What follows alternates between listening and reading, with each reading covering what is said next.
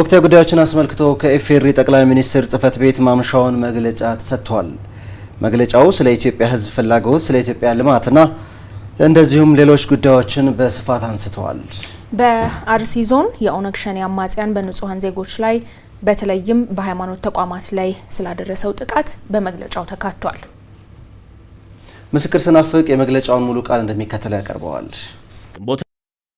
ወቅታዊ ጉዳዮችን አስመልክቶ የተሰጠ መግለጫ ግንቦት 4 ቀን 2018 ዓ.ም ማለዳ ላይ የመጀመሪያው የወገግታ ጭላንጭል በከፍታማዎቹ የኢትዮጵያ ተራሮች ላይ ፈንጥቆ ጨለማውን ሳይቀድ በፊት ኢትዮጵያውያን ረጃጅም ሰልፎችን ተሰልፈዋል። በጅማ፣ በድሬዳዋ፣ በሐዋሳ፣ በባህር ዳር እንዲሁም ስማቸው ባለም አቀፍ የዜና ጋዜጦች ላይ ፈጽሞ ሊወጣ በማይችሉ ከተሞችና መንደሮች ውስጥ ያሉ ወንዶችና ሴቶች ወሳኝ ተግባር ለመፈጸም በሰልፍ ቆሙ፣ ድምጽ ሰጡ።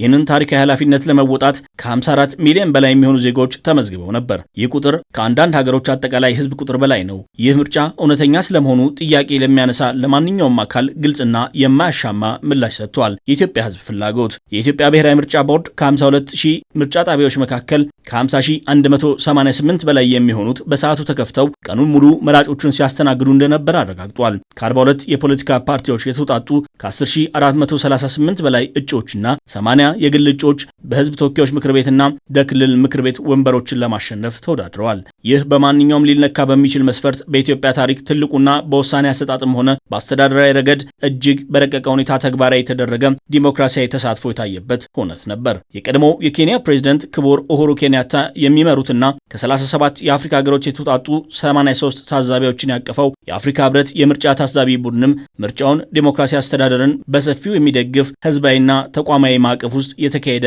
ሲል ገምግሞታል። በቀድሞው የኡጋንዳ ምክትል ፕሬዝዳንት ክብርት ዶክተር ሴፔዚዮ ዛዋንዲራ ከዚዌቤ የሚመራው የኢጋድ የምርጫ ታዛቢ ቡድን ባወጣው የመጀመሪያ ደረጃ ሪፖርት የምርጫ ሳጥኖች በትክክል የታሸጉ መሆናቸውን፣ የፓርቲ ወኪሎች በሂደቱ በሙሉ መገኘታቸውን እንዲሁም ምርጫው አስደናቂ ተቋማዊ አስተዳደራዊና የቴክኖሎጂ እድገትን ያሳየ መሆኑን አረጋግጧል። የኢጋድ የምርጫ ታዛቢ ልዑክ ይህንን ምርጫ የበርካታ አዳዲስ ምዕራፎች ምርጫ ሲል ሰይሞታል። የኢትዮጵያ የሰብአዊ መብቶች ኮሚሽን በድምፅ መስጠት ሂደት ውስጥ ምንም አይነት የሰብአዊ መብት ጥሰት እንዳልተመለከተ አረጋግጧል። የሲቪክ ማህበረሰብ ታዛቢዎች ጥምረት በምርጫ ቦርድ እውቅና ከተሰጣቸው 55 ድርጅቶች 65299 ታዛቢዎችን በመላ ሀገሪቱ ያሰማራ ሲሆን 99 በመቶ የምርጫ ጣቢያዎች ላይ ያለምንም እንቅፋት የመታዘብ ዕድል ማግኘቱን አረጋግጧል።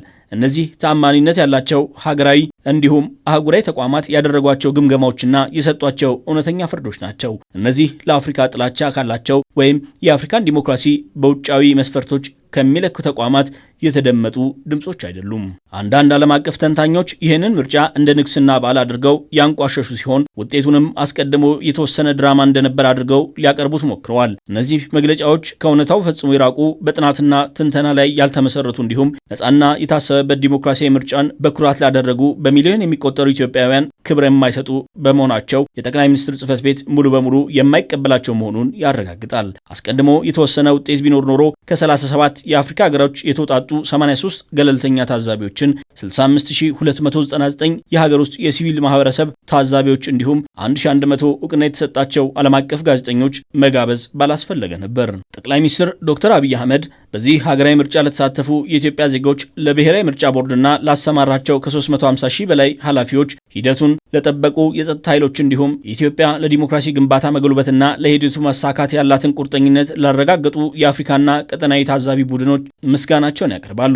ስለ ኢትዮጵያ ልማት ኢትዮጵያውያን ግንቦት 24 2018 ዓ.ም ውሳኔያቸውን ሲያስቀምጡ ሀገራቸውን በፍጹም የዲሞክራሲ ባህል ውስጥ ለማንበር ነው። በሌላ በኩል ኢትዮጵያ ባላት ጸጋ ልክ የሚያስፈልጋትን ሁለንተናዊ ልማት በፍጥነት እውን የማድረግ ባህል እንዲቀጥል ህዝባችን ተናግሯል። ባለፉት ዓመታት የታየው እውነት እንደሚያሳየን የኢፌዴሪ መንግስት የተስፋ ቃል መንግስት አልነበረም። ይልቁንም በተጨባጭ የሚታዩ ውጤቶች የተመዘገቡበትን ውጤት ተኮር መንግስት ሲሆን እነዚህም ውጤቶች በግልጽ የሚታዩ ናቸው። የኢትዮጵያ ኢኮኖሚ በ2017 በጀት ዓመት የ9.2 በመቶ እድገት ያስመዘገበ ሲሆን ይህም በዓለም ላይ ፈጣን እድገት ካስመዘገቡ ኢኮኖሚዎች አንዱ ያደርገዋል። ይህንን መነቃቃት መሰረት በማድረግ በ2018 በጀት ዓመት የኢኮኖሚ እድገቱ 10.2 በመቶ ይደርሳል ተብሎ ይጠበቃል። እድገቱ ግብርና፣ ኢንዱስትሪና የአገልግሎት ዘርፎችን በከፍተኛ ደረጃ ያካተተ ሰፊ መሰረት ያለው ቢሆንም ከጊዜ ወደ ጊዜ ግን ኢንዱስትሪው ለእድገቱ ዋና አንቀሳቃሽ ኃይል ሆኖ እየመጣ ይገኛል። ይህም መንግስት ለማኒፋክቸሪንግ፣ ለኢንዱስትሪ ልማት፣ ለእሴት ጨማሪና ለውጭ ገበያ ተኮር ምርቶች የሰጠውን ቀጣይነት ያለውን ትኩረት ያሳያል። ያሳያል። እነዚህ ውጤቶች እንዲሁም ግምቶች ብቻ ሳይሆኑ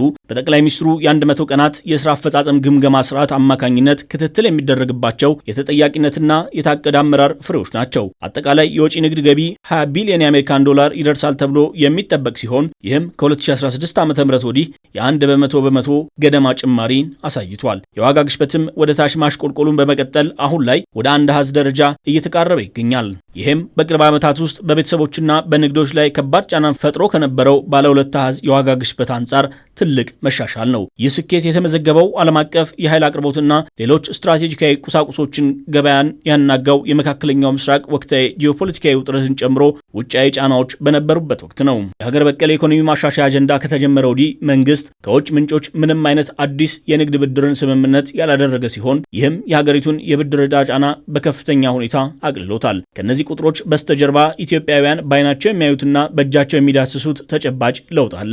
ታላቁ የኢትዮጵያ ህዳሴ ግድብ ለመኖሪያ ቤቶች፣ ለንግድ ተቋማትና ለጎረቤት ሀገራት የኤሌክትሪክ ኃይል እያመነጨ ይገኛል። ይህ ግድብ በራሳቸው በኢትዮጵያውያን የተደገፈ በኢትዮጵያውያን መሐንዲሶች የተገነባና ቀጣይነት የነበረው ውጫዊ ጫናዎችን ተቋቁሞ የተጠናቀቀ ነው። ከሃይድሮ ፓወር ጎን ለጎን በኢትዮጵያ ሶማሌ ክልል የሚገኘውን የአይሻ 2 የንፋስ ኃይል ማመንጫና በአርሲ ዞን የሚገኘውን ያሰላ የንፋስ ኃይል ማመንጫ ፕሮጀክቶች በመሳሰሉ ስራዎች በታዳሽ ኃይል አቅርቦቷን እያሰፋች ያለችው ኢትዮጵያ ይህም የቀጠናዊ ኢነርጂ ትብብርን እያሳደገ የብሔራዊ ኃይል አቅርቦት መረቡን የመቋቋም አቅም እያጠናከረው ነው። በአፍሪካ አህጉር ታሪክ ውስጥ ትልቁ የመሰረተ ልማት ኢንቨስትመንት አንዱ የሆነው የቢሾፍቱ ዓለም አቀፍ አውሮፕላን ማረፊያ ፕሮጀክት የመሰረት ድንጋይ ተጥሎ ግንባታው ተጀምሯል። እነዚህ ምኞቶች አይደሉም፣ ተጨባጭ ሀቆች ናቸው። ግብርና፣ አምራች ኢንዱስትሪና ቴክኖሎጂ። በግብርና ዘርፍ የመንግስት የምግብ ሉዓላዊነት አጀንዳ ወቅታዊ ለውጦች ሳይሆኑ መዋቅራዊ ውጤቶችን እያስገኘ ቀጥሏል። በሶማሌ ክልል የጎዴ የዩሪያ ማዳበሪያ ፋብሪካን ለመገንባት ከአሊኮ ዳንጎቴ ግሩፕ ጋር የተፈረመው አጋርነት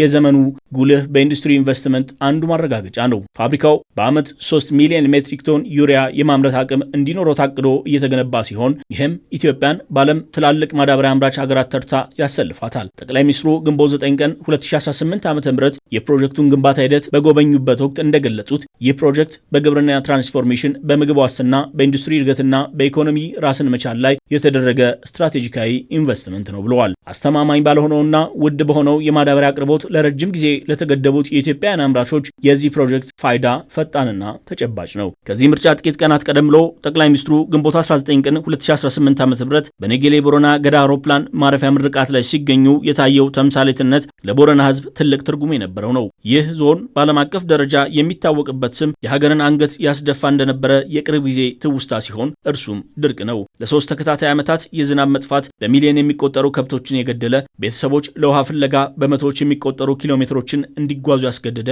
እንዲሁም በእነዚህ የግጦሽ መሬት ላይ ለዘመናት ራሳቸውን ችለው የኖሩ ማህበረሰቦችን ለአስቸኳይ የምግብ እርዳታ እጅ እንዲዘረጉ አድርጎ ነበር። ዓለም የሚያውቃት ቦረና እርሷ ነበረች። የጠቅላይ ሚኒስትሩ የግንቦት ወር ጉብኝት ግን የተለየ ታሪክን አሳይቷል። አሁን ላይ ለአርብቶ አደሮች ማህበረሰቦችና ለከብቶቻቸው ንጹህ ውሃ እያቀረቡ ያሉትን የውሃና የመስኖ መሰረተ ልማቶችን የገመገሙ ሲሆን ከጥቂት ዓመታት በፊት አዋራ ብቻ የነበረው መሬት የክላስተር እርሻዎችን ጎብኝተውበታል። በያቤሎ በባህል ማዕከል መርቀዋል። እንዲሁም በአየር ንብረት ሁኔታዎች ምክንያት ቀድሞ ተገሎ የነበረውን ቀጠና ዓመቱን ሙሉ ትስስር የሚፈጥር አውሮፕላን ማረፊያ መርቀው ከፍተዋል። የአምራች ዘርፉም ተመሳሳይ የለውጥ ታሪክ አለው።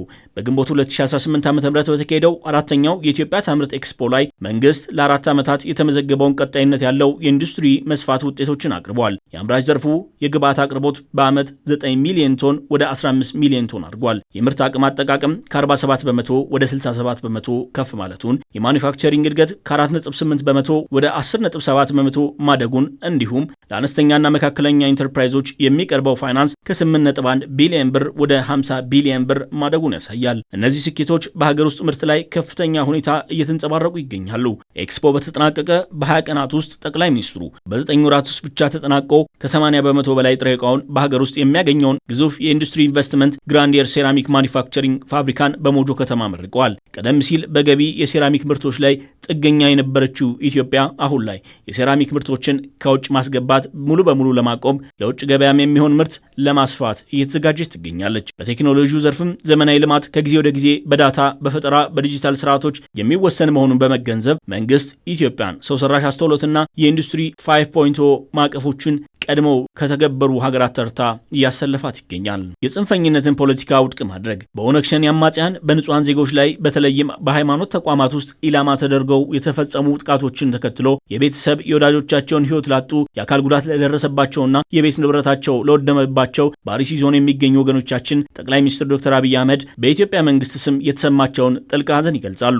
እነዚህ ጥቃቶች የሀገሪቱን ብሔራዊ እድገት ለማደናቀፍ ከሚሹ አካላት፣ በአማራ ክልል ከሚንቀሳቀሱ የሀገር ውስጥ አማጺ ቡድኖችና ለሀገሪቱ ሁለንተናዊ እድገት ጥላቻ ካላቸው የውጭ ኃይሎች ጋር በጥምረት የተከናወኑ ሲሆን ዓላማቸውም በኢትዮጵያ አለመረጋጋትና የምርጫ መስተጓጎል ለመፍጠር ሲደረግ የነበረ የጥፋት ውጥን ተከታይ ነው። መንግስት ሰባተኛው ጠቅላላ ምርጫ ያለ አንዳች የጸጥታ ችግር ፍትሐዊና አሳታፊ ሆኖ እንዲጠናቀቅ ከአንድ ዓመት በላይ የዘለቀ ልዩ ትኩረትና ዝግጅት በማድረግ በቁርጠኝነት ሲሰራ ቆይቷል። በሌላ በኩል የጥፋት ኃይሎች ከባዕዳን ጋር ጽምዶ በሚል ቁርኝት በመፍጠር እኩይ ዓላማቸውን ለማሳካት ሰፊ የጥፋት ዝግጅት ሲያደርጉ ቆይቷል። ሀገራዊ ምርጫውን እንዳይከናወን ሰፊ ርብርብ አድርገዋል። በተጨባጭም በቅድመ ምርጫና በምርጫ ወቅት የዜጎችን የመምረጥ መብትና ነጻነት ለመጋፋትና ለማደናቀፍ አለን የሚሉትን የጥፋት እጅ ዘርግተዋል። እነዚህ የጠላት ኃይሎች በመደጋገፍና በመናበብ አመፅና ሁከት ለማስነሳት፣ ከተሞችን በሽብር ጥቃት ለማወክ፣ በመንገዶች የደፈጣ ጥቃት ለመፈጸም፣ እንቅስቃሴ ለመገደብና የተወሰኑ አካባቢዎችን ኢላማ አድርገው ነጥሎ ማጥቃት ተንቀሳቅሰዋል። እንደ ማሳያ የጦር መሳሪያ ተተኳሾችንና ሌሎች ሎጂስቲክሶችን በድጋፍ በማቅረብ በደቡባዊ ትግራይ የሚገኙ አዋሳኝ የአማራ ክልል አንዳንድ ቦታዎች ላይ ትንኮሳ ፈጽመዋል። በአማራ ክልል ባህር ዳር፣ ጎንደር፣ ደብረ ብርሃንና ወልዲያ ከተሞችን ጨምሮ በክልሉ ዋና ዋና ከተሞችና ሲቪሎች ላይ ኢላማ በማድረግ ያካሄደው የሽብር እንቅስቃሴና ዝግጅት በአዲስ አበባ ከተማ ባደራጀው የህቡ ሴሎች አማካኝነት የተመረጡ አካባቢዎች ላይ ጥቃት እንዲፈጸም ተንቀሳቅሰው የነበረ ቢሆንም ይህ የጥፋት ሴራና ድርጊት እንዲከሽፍ ማድረግ ተችሏል። በተመሳሳይ በኦሮሚያ ክልል የሸኔ ሽብር ቡድን ከጽንፈኛው ፋኖ ታጣቂ ቡድን ጋር በመናበብ በአንዳንድ አካባቢዎች መንገዶችን በመዝጋት እንቅስቃሴ ለማስቆምና ለማስተጓጎል በመፈለግ የተንቀሳቀሰ ቢሆንም በጸጥታ ኃይሉ የተወሰደው የተጠናከረ እርምጃ ፍላጎቱን ሳያሳካው ቀርቷል። ቡድኑ በጸጥታ ኃይሉ የተወሰደበትን እርምጃ መቋቋም ባለመቻሉና ፍላጎቱን ማሳካት ባለመቻሉ ስስ ኢላማዎች ላይ ያተኮረ እርምጃ በመውሰድ የሃይማኖትና የብሔር ግጭት ለመቀስቀስ በማለም በአርሲ ዞን አሰኮና በአካባቢው ጥቃት በመፈጸም ሁሉንም አይነት የጥፋት ርብርብ ያደረገ ቢሆንም ሁኔታውን በመቆጣጠር ጸጥታ ኃይላችን በእነዚህ ኃይሎች ላይ የተቀናጀ እርምጃ እየወሰደ ይገኛል። መንግስት መሰል ስጋቶችን በንቃት በመከታተል ላይ ሲሆን በምርጫ ወቅትም በብዙ የሀገሪቱ አካባቢዎች የተቀነባበሩ ተመሳሳይ እቅዶችን በስኬት ማክሸፍ ችሏል። በንጹሃን ዜጎች ላይ የሚፈጸሙ ጥቃቶችን ፍርሃትና ክፍፍልን የሚያስነሱ የሚዲያ ዘመቻዎች ጋር በማስተሳሰር የተቀነባበረው ይህ እኩይ ተግባር በመንግስት የደህንነት መዋቅርና ኦፕሬሽን አማካኝነት በከፍተኛ ሁኔታ እንዲስተጓጎል ተደርጓል። ብሔራዊና ሃይማኖታዊ ክፍፍልን ለማራዘም የኃይል ጥቃትና ውድመትን እንደ መሳሪያ የሚጠቀሙ አካላት በሁሉም ኢትዮጵያውያን ዘንድ በግልጽ ሊወገዙ ይገባል። መሰል ተግባሮችን በኢትዮጵያ ውስጥ ምንም አይነት ወደፊት እድል እንደሌላቸው ለማሳየት የተቀናጀ ብሔራዊ ምላሽ በመስጠት ወሳኝ እርምጃዎች ይቀጥላሉ። በንጹሃን ዜጎች ላይ ጥቃት የሚፈጽሙ አካላት ድርጊታቸውን ምክንያታዊ ለማስመሰል ምንም አይነት የፖለቲካ ንግግር ቢጠቀሙ ወሳኝ ዓላማን እያሳኩ ሳይሆን ወንጀል እየፈጸሙ ነው። የፖለቲካ ቅራኔዎች በኢትዮጵያ ህገ መንግስታዊ ስርዓት በብሔራዊ ምክክር ሂደትና በዲሞክራሲያዊ ተቋማት አማካኝነት መፍትሄ ሊያገኙ የሚችሉና ሊያገኙ የሚገባቸው ናቸው። ጽንፈኝነት ግን በኢትዮጵያ ምድር ፈጽሞ ቦታ የለውም።